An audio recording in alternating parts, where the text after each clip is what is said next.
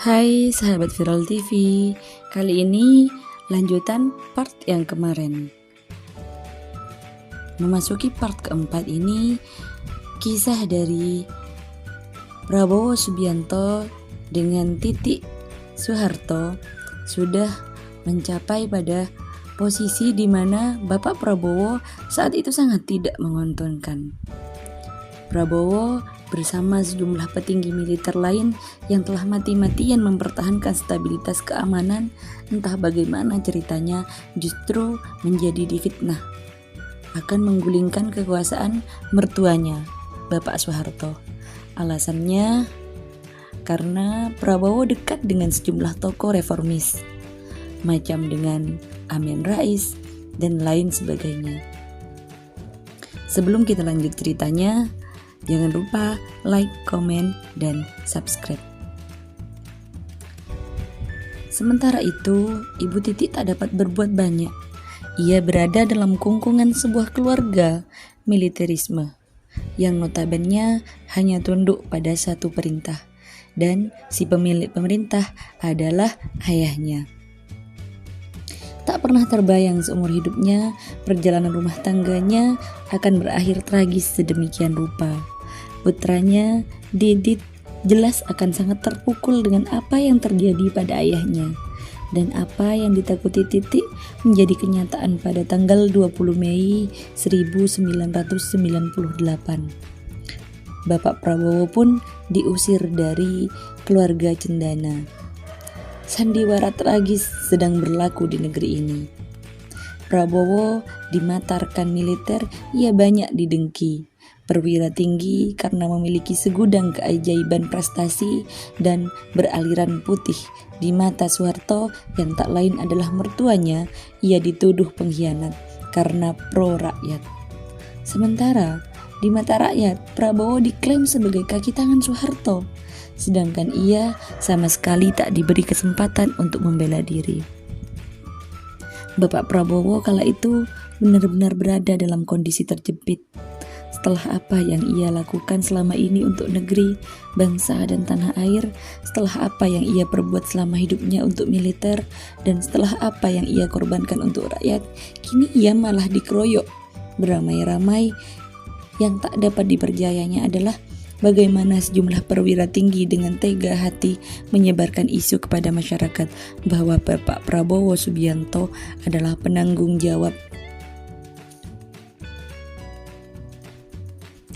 dari seluruh rangkaian peristiwa yang terjadi sepanjang Mei 1998. Sungguh, itu adalah pembunuhan karakter yang sangat keji. Tak hanya sampai di situ, dan ini menjadi bukti kejahatan fitnah. Prabowo pun ditamatkan karirnya pada tanggal 25 Mei 1998. Sahabat Viral TV, Prabowo yang selama ini sudah mengorbankan seluruh jiwa dan raganya untuk bangsa Indonesia, tiba-tiba harus mengalami ujian yang sangat-sangat pahit. Dicobot dari seragam militer yang selama ini menjadi kebanggaannya, dipisahkan dari anak dan istrinya yang selama ini sangat disayanginya, dan dipojokkan oleh bangsanya yang selama ini sudah dibelanya. Posisinya kala itu benar-benar hancur. Sebagai seorang istri, Titik Soeharto tahu saat itu suaminya hanya sebagai korban fitnah, tapi tidak bisa berbuat banyak. Lagi-lagi hanya air mata yang menjadi luapan perasaannya kala itu. Dengan keikhlasan di bawah tekanan keluarga militer, Mbak Titik tidak punya pilihan lain selain harus pasrah dengan keadaan. Harus rela melepas laki-laki yang selama ini sangat dicintainya. Kabar duka itu terdengar oleh seorang sahabat Prabowo yang berada jauh di negeri padang pasir sana. Putra mahkota Yordania, Pangeran Abdullah, ia mengajak Prabowo tinggal di negaranya. Bagi seorang pangeran, teman sejati ketika sulitan, tidak ada pilihan lain bagi Bapak Prabowo selain harus menerima tawaran temannya itu, karena negara ini seperti sudah tidak menginginkannya lagi. Dengan langkah yang berat, pada bulan September 1998 ia terbang ke Amman, Yordania.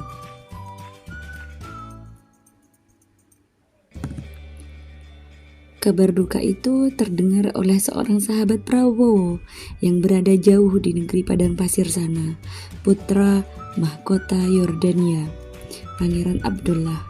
Ia mengajak Prabowo tinggal di negaranya. Bagi seorang Pangeran Abdullah, teman sejati ialah ketika ia sedang kesulitan. Tidak ada pilihan lain bagi Prabowo selain menerima tawaran temannya itu, karena negaranya sudah tidak menginginkannya lagi. Dengan langkah berat dan gontai, pada bulan September 1998 ia terbang ke Amman, Yordania. Cerita masih terus melanjut, kisah kasih tentang Bapak Prabowo Subianto dengan Ibu Titi Soeharto. Nantikan cerita selanjutnya.